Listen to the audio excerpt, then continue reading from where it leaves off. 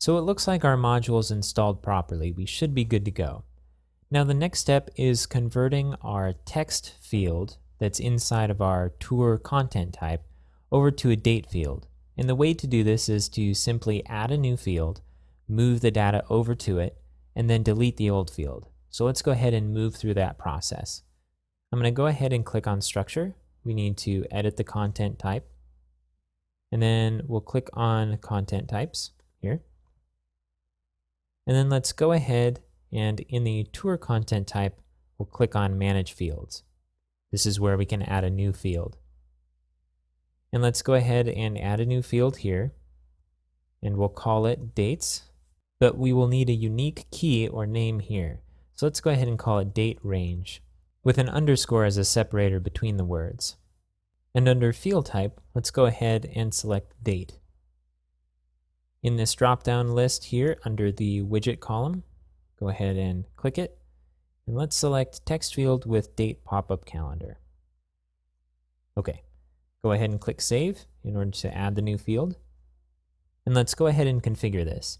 Now remember, this is a two-step process. In this first part, what we're doing is setting some of the permanent attributes for this field. And in the next step, we're going to set the rest of the attributes that we can adjust later. The toDate here allows us to select a date range. So for the tours, some of them occur on a single day, and some of them occur across multiple days. So we want to be able to set a toDate. And let's go ahead and set it to optional since some of them don't have multiple days. Under granularity, we can set what particular data we want to grab from this input.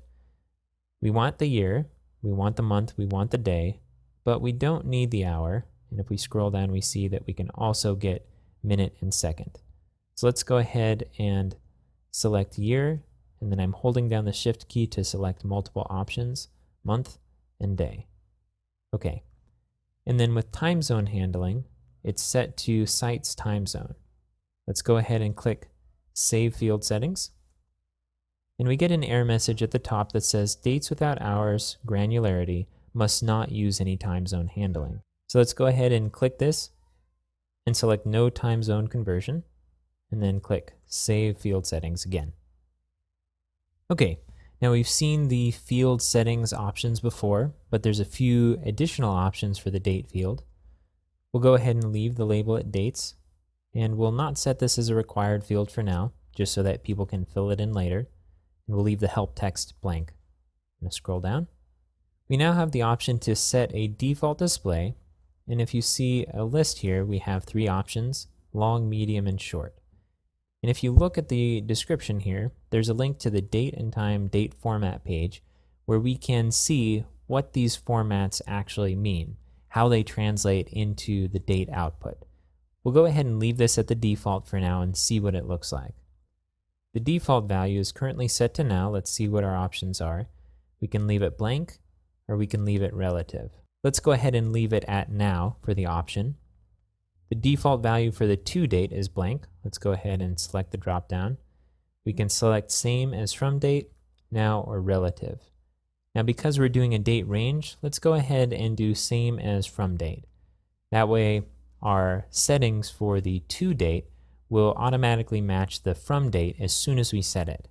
This input format allows us to set a format that's used for the input itself, not for the output. Let's go ahead and click this to see what our options are. You see that we have a multitude of options available to us. Let's go ahead and leave this at the default for now. We have years back and forward, and this says the number of years to go back and forward in the year selection list. Let's go ahead and leave that at the default. And then time increment, which is the increment for minute and second fields. For example, we could set the minutes to increment by 5 rather than 1. Let's go ahead and leave the customize date parts at its default. And then we have our options for our global field settings, along with the settings that we made in our previous step. We'll go ahead and leave these at what they are now. I'm going to click Save Settings.